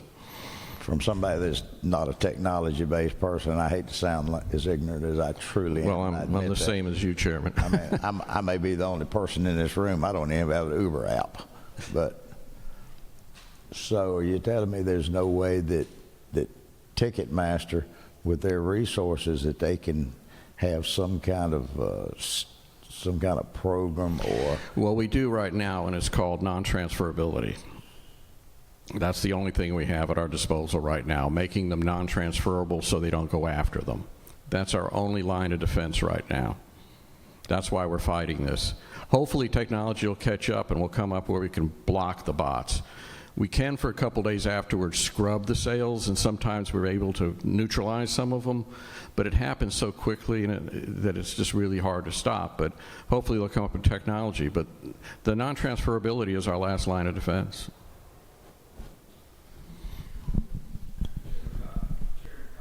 Yes, just one quick question. So if I go on the Ticketmaster site, and I'm behind you, by the way, I'm sorry. Sorry. If I go on the Ticketmaster site and I buy 2 tickets to go see Willie Nelson, if I want to resell those tickets, is there a place on your website where I can go and resell those tickets through you? Ticketmaster, you can go to their platform, right? But they're going to limit on how much you can sell them for. They're not going to let you go up for $10,000. What's the charge there? Do you take a percentage? I don't know. I can't tell you. I don't work for Ticketmaster. Okay, I got you. How much? But the money, 20%.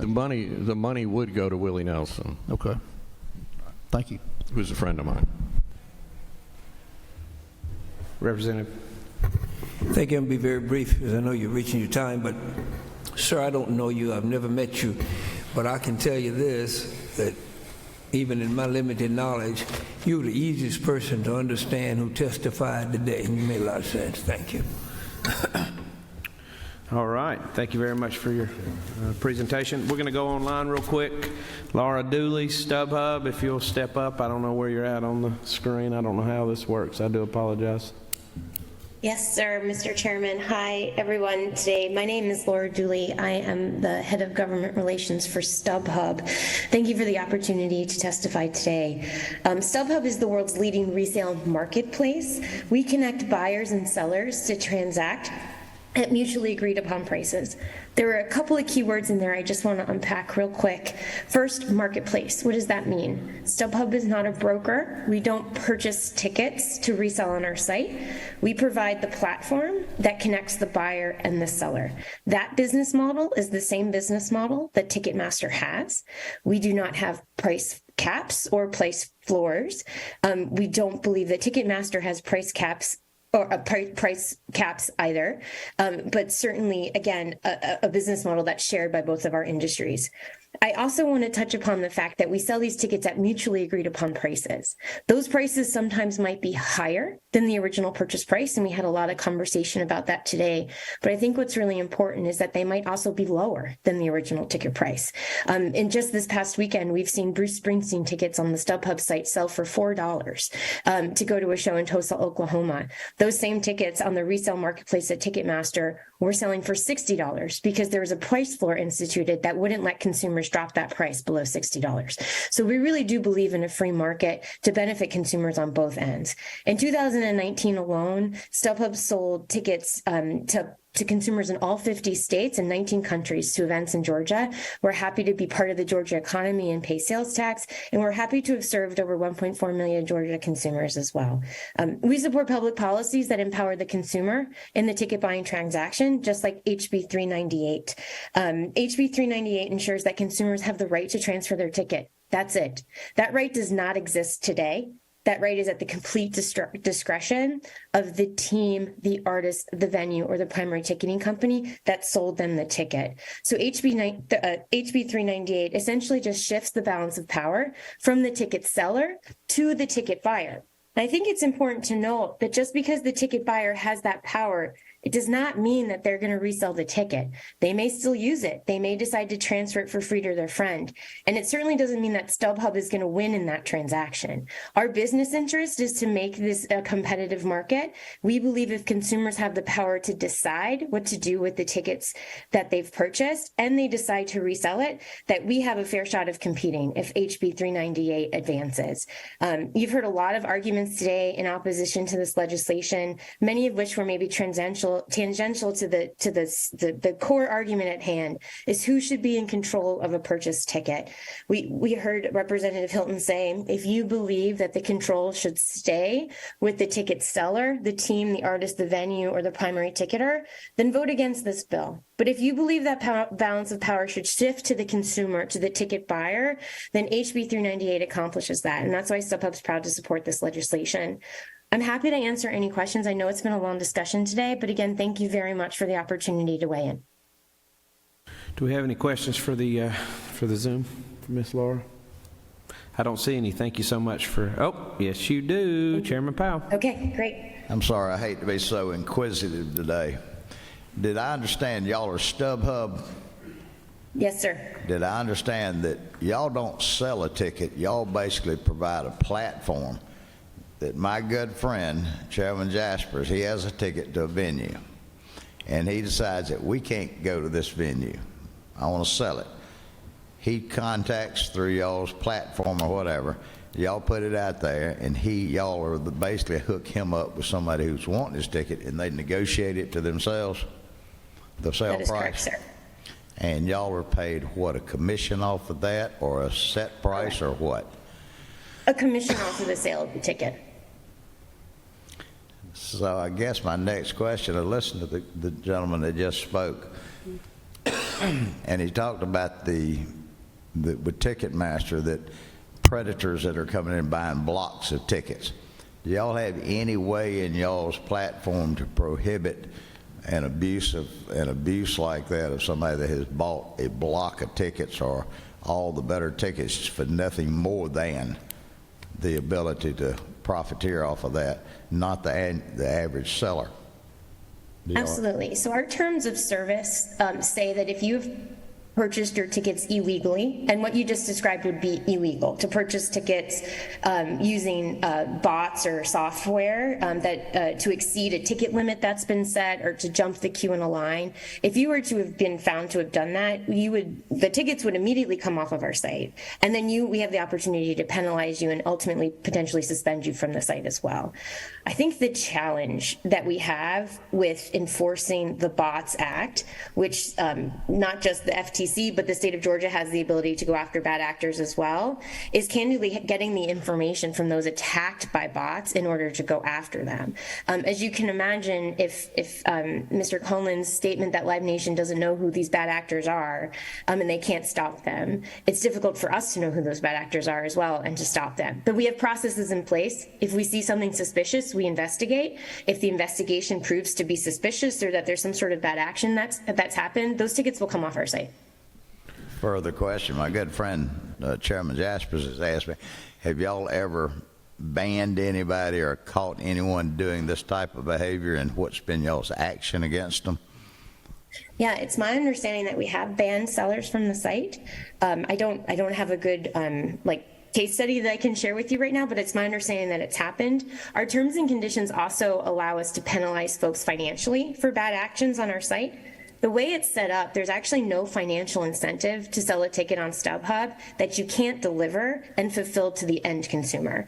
Our business is really about helping that fulfillment happen and making sure that our buyer has a good experience and gets to attend the event that they want to attend. And so if we find someone to be misconduct or abusing our platform or somehow putting consumers in jeopardy, we will remove them from our site. It's our interest to do that. For one more question, I mean, I'm hearing y'all are in defense of yourselves, but I listen to all the other presentations that's being made about technology that goes through and they buy blocks of tickets, and basically that's bad for the consumer and all. Do you see any issues that you might, while you're in defense of yourself, do you have any comments that you could make about, say, the primary sellers such as Ticketmaster? And I don't know who it is. I'm sure there's got to be others besides Ticketmaster. I'm not picking on Ticketmaster, but there's got to be some of these primary venues that are contracted to folks. Do you see any issues with them that you'd like to speak of? Certainly, Chairman, I think it's important that we emphasize we respect the rights of artists and venues to set the prices of the tickets that they're selling. But we also respect the rights of consumers that once they've purchased those tickets, they should be able to do what they want with it. Our industry has largely operated in a very opaque way. We believe that transparency would shine a really interesting light on some of the practices of primary ticketers and how tickets are distributed and allocated, and candidly provide an opportunity for consumers to understand why it can be so difficult to purchase a ticket on the primary market, but that's intentionally opaque by those selling those primary tickets. And so if there was another suggestion we would make, it would be more transparency in how tickets make it into the ecosystem and what opportunities customers actually have. And at the end of the day, I think customers may understand that it can be incredibly challenging to get a ticket on the primary market, not because of bots or brokers, but because of how those tickets are actually allocated and distributed. And they may not want to waste their time, candidly, sitting in a queue for 4 hours to buy a ticket on a Friday. They may decide that the best course of action for them is just to go to the secondary market. They may also find that those prices on the secondary market are actually more competitive. Thank you. Real quick, Laura, just a real quick follow. Does anybody contract with StubHub to sell blocks of tickets now? Venues, sports teams, musicians? Because there's been a lot of talk about people. That has been a business method that we've used in the past. It's my understanding that right now we don't have that type of ticket distribution model. It's not to say that we wouldn't again in the future, or we haven't in the past, but right now I'm not aware of any contracts like to that nature in Georgia. Okay, just to be clear, we're if people selling large swath of tickets. In the past, venues that are complaining about it have actually utilized this platform to do such. So. Okay, thank you very much. Or worked with a third party to give them those contracts who then sell on our site for sure. Perfect. Thank you. Thank you very much. Okay, let's go with the Chris. I can't, sorry, Fan Freedom Project. Chris, if you're on, come on in. I apologize, I can't say your last name. Yes, sir, Mr. Chairman, no problem. It's Chris Vandyhoof, and I want to thank you and the members of the subcommittee for allowing me to testify. I know it's been a long day, and I'll be brief. I'm the president of the Fan Freedom Project, which is a national advocacy organization. We advocate on behalf of fans across the country for fairness, transparency, and competition in the live event ticketing marketplace. The bill before you today is relatively simple. I know you've heard a lot of different comments about it, but it simply says at the end of the day that Georgians cannot be punished for shopping for the best deal to a concert or sporting event for doing what they believe is best for them when it comes to buying and transferring tickets in Georgia. We've heard about bots. The primary ticket vendor already has a federal law that they can utilize to crack down on bot activity. They choose not to. It's unfortunate. Mr. Conlon spoke about losing 4,000 tickets to bots for a 12,000-seat venue. I'd be curious if Mr. Conlon reported that activity to the Georgia Attorney General's office. You've heard about scalping, being reselling or ticket transferring, and this bill benefiting scalpers. The primary vendor, Ticketmaster, is not only the world's largest primary ticket seller, selling 7 out of every 10 tickets. They are also one of the world's largest resellers of tickets. And we heard about Beyonce in Madison Square Garden. Ticketmaster currently has Beyonce tickets available for her shows in Atlanta on their resale platform for over $4,000 a ticket.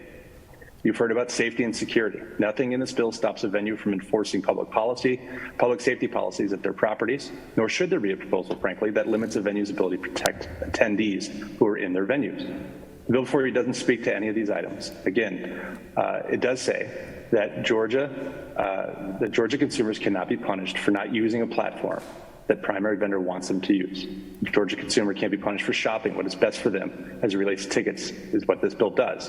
We're happy to support it along with our friends who I think sent letters in from the National Consumers League, the Consumer Federation of America, and the Sports Fans Coalition. Again, I want to thank you for your time, and I'm happy to answer any questions. I don't see any questions. I really appreciate your presentation. Thank you, sir. Mm-hmm. We're going to go back to Representative Hilton, do a little closure, and then hopefully have some conversation. Yeah, I'm going to keep my comments super brief. It was interesting, just as a case study while we were sitting here, I have legislative aid in the room, and I said, hey, you were fortunate enough to get Taylor Swift tickets for April 29th. Go try to resell those tickets. She bought the tickets through Ticketmaster, received a message, why can't I sell my tickets? Sale is not currently available. Please check back again later. The problem is clear in Georgia. We have a judge, jury, and executioner. We have a monopoly where we have a venue, we have a promoter, and we have a ticket seller that's a closed loop system. Imagine going to buy a car. You go to the dealer. They sell you the car. You come back and say, I'd like to sell my car. I'll sell it to whoever they like. They say, we're sorry. You've got to resell it through us, no one else. You can't go to CarMax, anyone else. And oh, by the way, you never really owned that car in the first place. It was always ours. I think Georgians would be shocked to hear that in regards to their ticket. There's a problem. This bill solves it. At the end of the day, we come down here to fight tooth and nail for our voters. And this bill does exactly that. It fights for them. It gives them rights. There's a number of states, red and blue, Connecticut, Virginia, Utah, Colorado. It's been intimated that acts will no longer come to Georgia. All of those states have this law in place, and all of those states have a very bustling entertainment industry.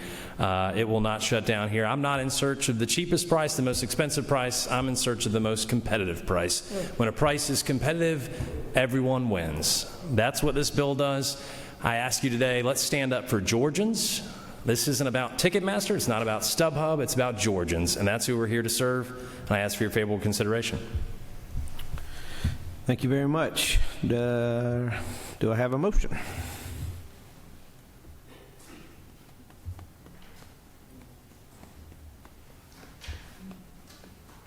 No motion?